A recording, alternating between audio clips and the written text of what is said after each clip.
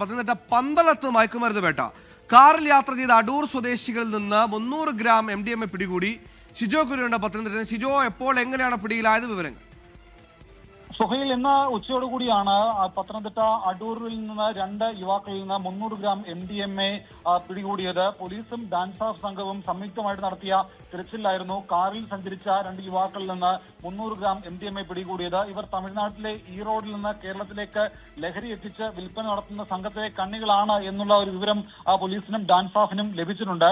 ജില്ലയിലെ പലയിടങ്ങളിലേക്ക് തമിഴ്നാട്ടിൽ നിന്നും അതുപോലെ തെലങ്കാനയിൽ നിന്നും അടക്കം പല സംസ്ഥാനങ്ങളിൽ നിന്ന് ലഹരി കൊണ്ടുവരുന്നു എന്നുള്ള വിവരം നേരത്തെ തന്നെ പോലീസിന് ലഭിച്ചിരുന്നു. അത് പ്രകാരം പലയിടങ്ങളിലായിട്ട് സംയുക്തമായിട്ടുള്ള ഡാൻസ് ഓഫിന്റെയും പോലീസിന്റെയും എക്സൈസിന്റെയും പരിശോധന തുടരുകയാണ്. അതിനിടയിലാണ് പന്തളത്ത് നിന്ന് 300 ഗ്രാം MDMAയുമായിട്ട് അടൂർ സ്വദേശികളായിട്ടുള്ള മുഹമ്മദ് ഷാൻ 36 വയസ്സ്, അതുപോലെ തന്നെ ഷംനാദ് ഈ 36 വയസ്സുകാരായ 2 പേരെയും പോലീസും ഡാൻസ് ഓഫും ചേർന്ന് പിടികൂടിയത്. ഇവരിൽ നിന്ന് 300 ഗ്രാം MDMA പിടികൂടി തമിഴ്നാട്ടിലെ ഈറോഡിൽ നിന്ന് കാറിൽ കടത്തുകയായിരുന്ന MDMA ആണ് പിടികൂടിയത്. സുഹൈൽ, നമ്മൾ ദൃശ്യങ്ങൾ കാണുന്ന പോലെ തന്നെ ഒരു ഭാഗത്ത് കണ്ണൂരിലെ MDMA എയർ ബാഗ് ആ ഭാഗം നീക്കിയ ശേഷമാണ് കടത്തുന്നതെങ്കിൽ ഇപ്പോൾ നമ്മൾ ദൃശ്യങ്ങൾ കാണുന്ന പോലെ പത്തനംതിട്ടയിലെ MDMA കാറിലൊരു രഹസ്യ അറയ്ക്കുണ്ടാക്കി.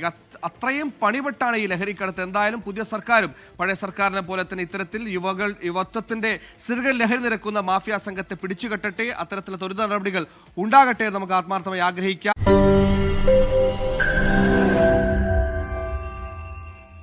ലോകത്തെവിടെയായാലും ഏത് സമയത്തും 24 വാർത്തകളും ഓഗ്മെന്റഡ് റിയാലിറ്റി പാക്കേജുകളും എക്സ്പ്ലെയിനറുകളും വിശദമായി കാണാൻ ഞങ്ങളുടെ YouTube ചാനൽ നിങ്ങൾക്ക് സബ്സ്ക്രൈബ് ചെയ്യാം.